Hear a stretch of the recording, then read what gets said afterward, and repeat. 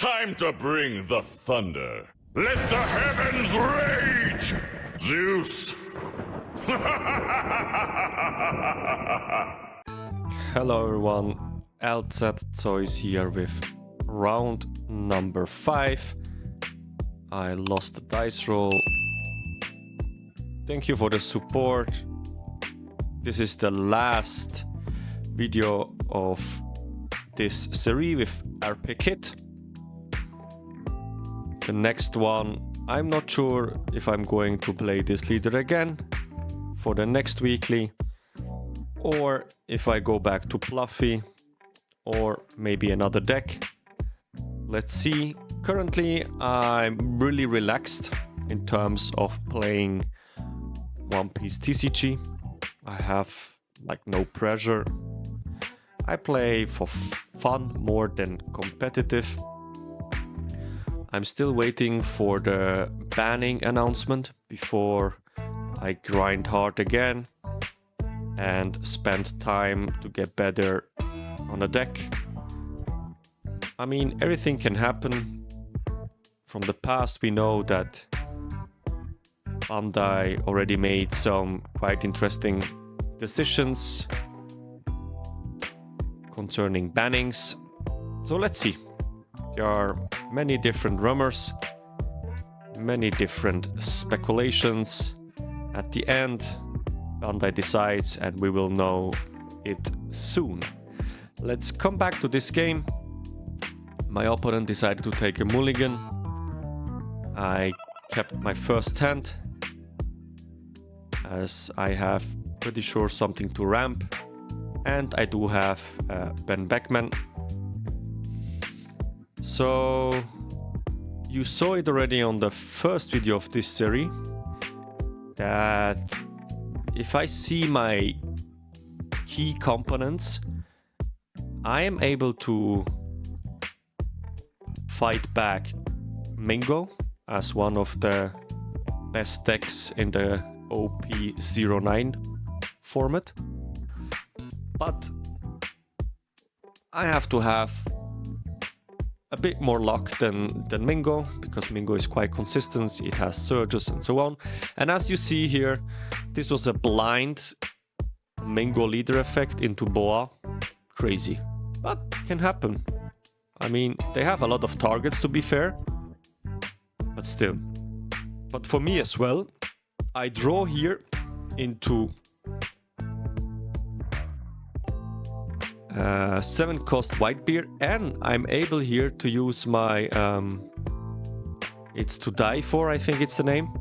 So this card says for 3 I can add a Dawn inactive, and if my opponent has a 6,000 or more character on the field, I can add another Dawn. So that's why I was able to ramp twice.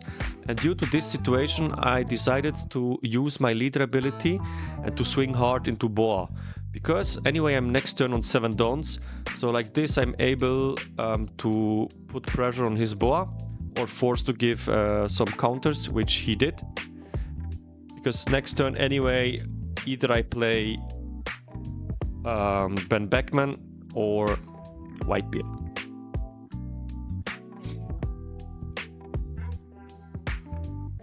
So one of the reasons I chose to play RP Kit is also this matchup. I think many people don't know how to play against RP Kit, and I can profit from this lack of knowledge, especially when I play against meta decks.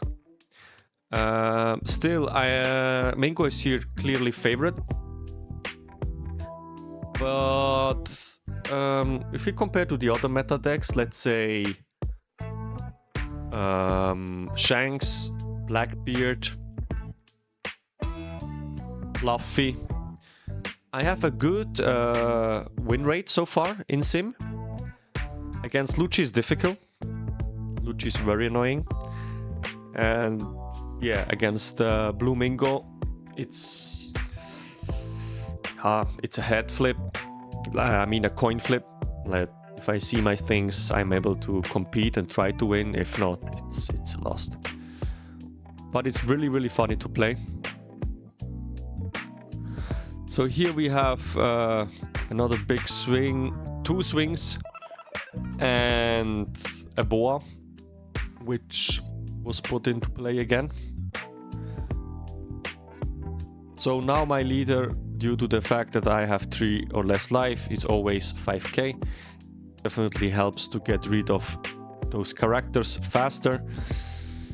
So here I play Ben Beckman because Ben Beckman is able to trash a 6,000 power character or less. Because Whitebeard is only able to do this, the same effect with 5,000 or less, but KO, not trash. So Ben Beckman gets also rid of, for example, Sabo blocker or Porcelino blocker.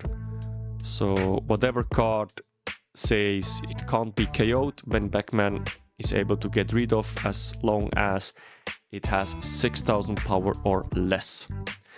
So swinging here again with leader effect 7k into Boa, and he was able to counter it out again, but my opponent, it's quite low in hand. This is a good sign for me. I have here my Whitebeard available. If he would play a 5,000 power or less character, I can immediately destroy it. So let's see what is the next plane of my opponent. This game is, as the final game of this series, was quite interesting.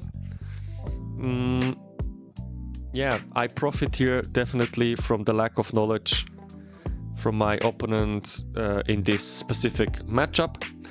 Otherwise, he plays quite a lot Mingo and he knows what to do. But if you face for the first time a leader which you have no idea, you just see the color combinations, it's more or less a guessing. And RP kit, it's also interesting. Actually, there are many different kind of builds available, so you never know against what kind of deck build you are playing. So this is also a fact, even if you are, let's say,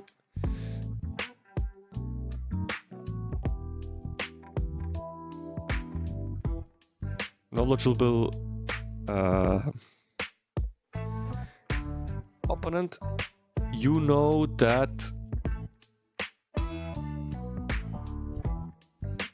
even if some cards the red purple is playing, let's say in the beginning, you know, like the ramp or the searcher, it's still not 100% sure in which direction it goes, and there is always space for surprises.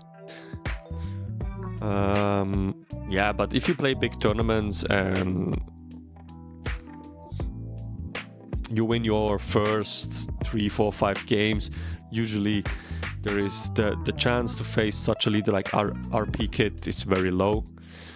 Maybe in the first 2, 3 rounds it can happen, but then afterwards there's almost no chance, because usually such a deck will fall off due to the fact that it will play against meta decks, better players, and so on.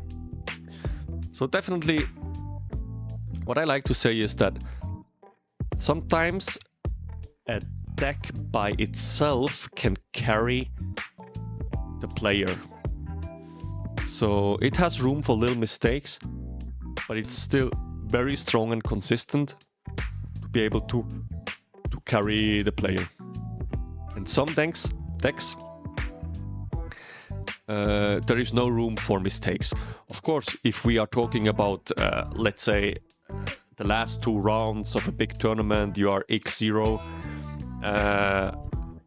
I think from there on there is also no room for mistakes if you want to go undefeated, because the level of the opponents you face are very, very strong. So here we see leader effect into GGB into Law.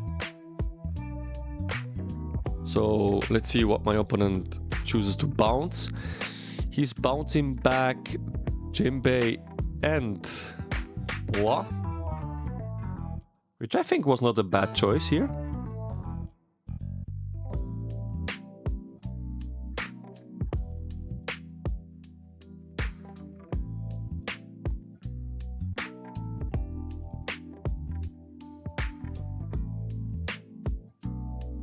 I took the life and he's playing here again. This too. I mean, I think it was a very good play because he's not giving me any room to swing for free into a body of him. As he's quite low in hand, I think I could at least remove one of his bodies if it was rested, plus potentially play another character which is able to remove another body. And lucky enough here I draw into Ben Beckman, which definitely helps. But here interesting would be if I choose to play Ben Beckman or Whitebeard. With Whitebeard I have only 2 targets. I mean only, I have 2 targets. And with Beckman I would definitely trash Boa.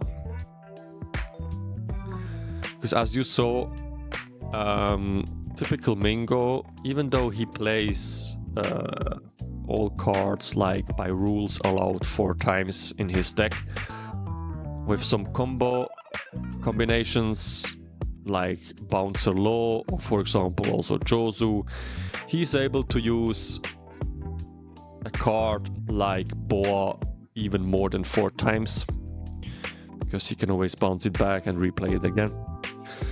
So here, as expected, I choose to play Ben Beckman just to get rid of this Boa, because it's also a 6k swing, so I have to at least invest a 2k if he swings.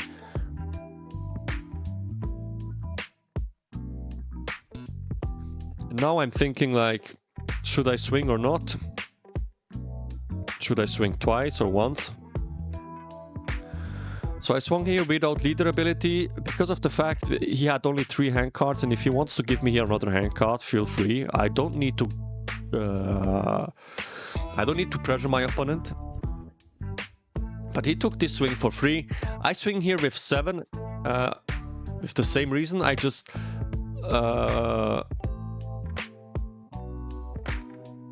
wanted him actually to counter out, and then I pass the turn with 1 don't open, just to bluff a bit that I have something, an event, I don't know, a radical beam, or what is the other one? I just forgot the name. Gum Gum I cannot play, just guys, don't get foolish, huh? If you see our kid playing Gum Gum, then please call the judge, because Gum Gum you can only play if your leader is a straw hat, which Kid obviously is not. Very interesting here. My opponent plays a Kaya. I don't see Kaya so often in a deck build, in a Mingo deck build. So I was quite surprised, but I think it's maybe a one-off. Why not? It can definitely help you in certain situations to filter your hand, go deeper into your deck and search for cards you are looking for. Maybe they can help you to survive or to turn around the game. And in the worst case, it's a 2k, which is always good. So let's see what my opponent decides to do. What I like about the color combination red and purple is that in this situation, like now, if you pass the turn with 1 don't open, there is always an event which the opponent has to consider about.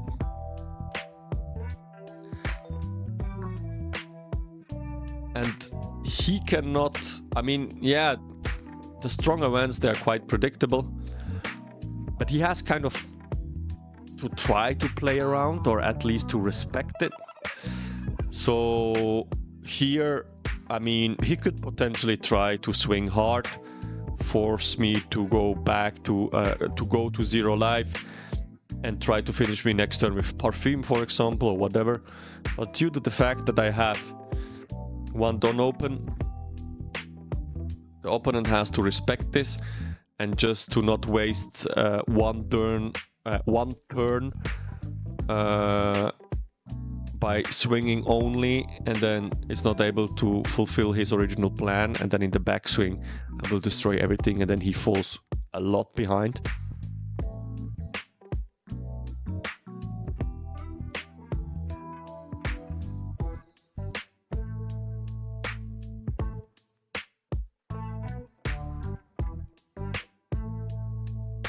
So my opponent needs quite a bit of a time, but it's not a big problem. I mean, we have time. It's 30 minutes plus overtime, which is more than enough in my opinion.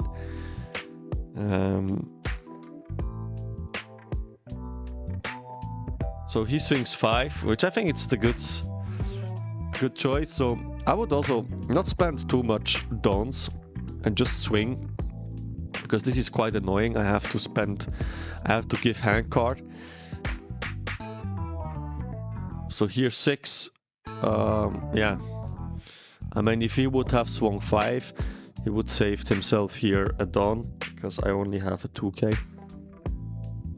But of course my opponent can't know this in this situation, but I think it would have made more sense just to swing 5, 5, 5, and then use leader ability and try to spam the board again.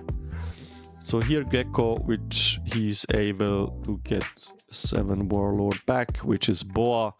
This is the situation I mentioned before. Even though Boa I trashed twice, he was able to bounce it back once. He's still able to get it back from trash into hand due to the effect of Gecko, and is able to play it here again. So if I calculate correctly, I think this was the 4th time to play, or the 3rd time, I'm not sure, 4th or 3rd time to play the Boa, but he saw only 2 Boas. So my turn, I'm going here to 10 dons. I only have 2 cards, so I need to get rid of those characters as soon as possible, because the pressure is real. I mean, I have 2 hand cards. If all characters would stay, he will just swing, put the dons correctly, and I will be dead. So first thing first, I do a simple 8k swing, because even if he would block with Boa, he has to invest 2 cards from his hand. So this is the reason why I swing here 8 and not just 7. Also, if he wants to protect the character without Boa, it's still 2 cards.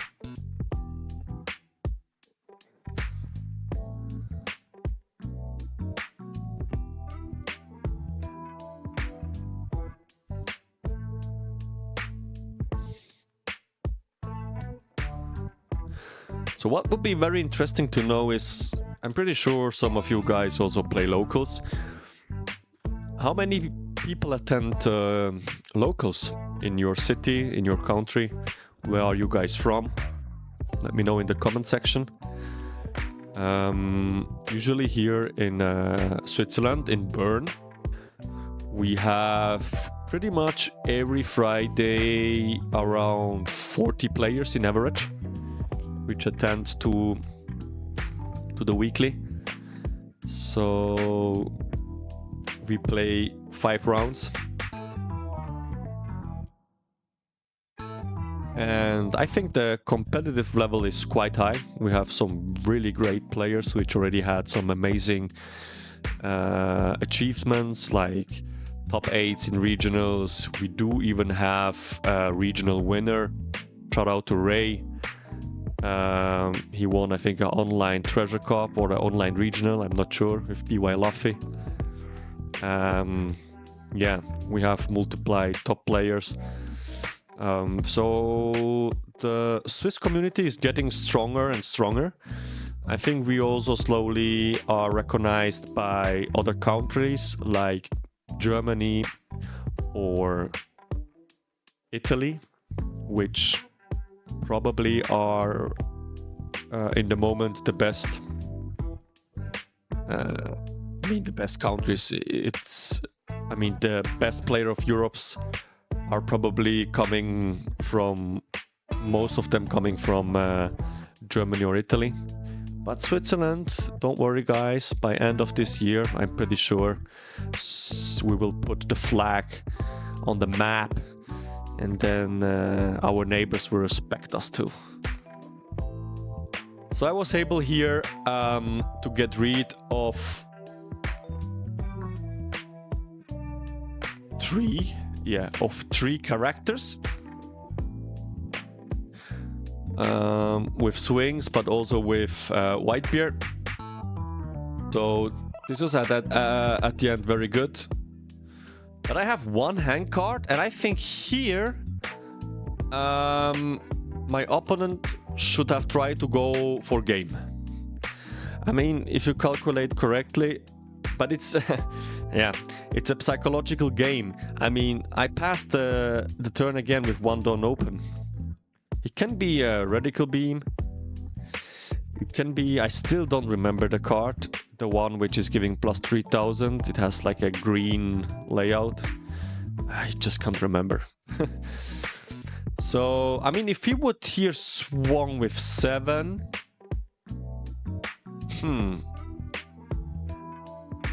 Yeah. I mean, 7, he still have 8 Dawns left. He would have to attach another 4 to teach for another 7, and then he has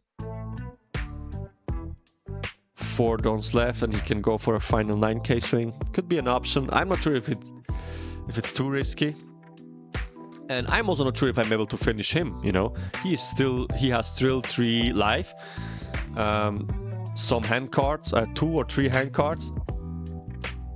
I would probably then try to focus on characters, but I think what definitely would have been possible is to bring me down to 0 life.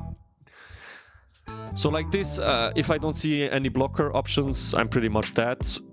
So I have to try to finish him, and if I'm not able to finish him, it's anyway GG. So in this situation, I think, yeah, 2 hand cards. He could even try to swing first 6, just to see if I have a 2k. Could be also an option.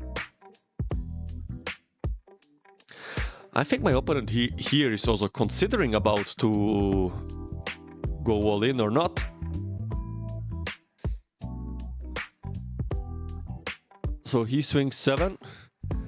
I take the life, and you see I have a non-counter card. This is Dragon.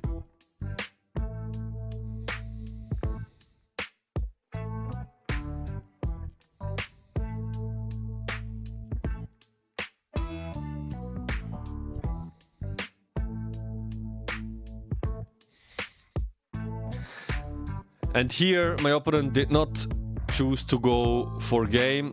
Instead, he plays Red Rock, bottom decks my Whitebeard. And I think he will pass. I mean, he has one card left. I have Dragon, which is a rush. So I have to try to finish my opponent here. I think he could swing into my life, but I think better would be to swing here into Backman. Yeah, you see, he can even use his teach. Yeah, and he was able to play this 2k. So is he going here? Yeah, he's going here to live. So I think this is again a mistake. This is again a mistake. But my opponent did not know what kind of cards I'm running. So, I mean, definitely, if you don't know like what your opponent is running, it is super difficult to decide, to make the right decisions. So here for myself, it was clear I have to try to go for game. I mean, my opponent has 0 hand cards. So I can definitely swing here for 5 for free. And then 7, 9, and 11, which mathematically it is, I think, not possible for him to counter out. But I decided here, yeah, I think it's at the end it's the same output. Exactly. So I put to, yeah, I go 9 and then it's 11. GG, thank you so much for all your support and see you in the next series. Goodbye and have a nice day.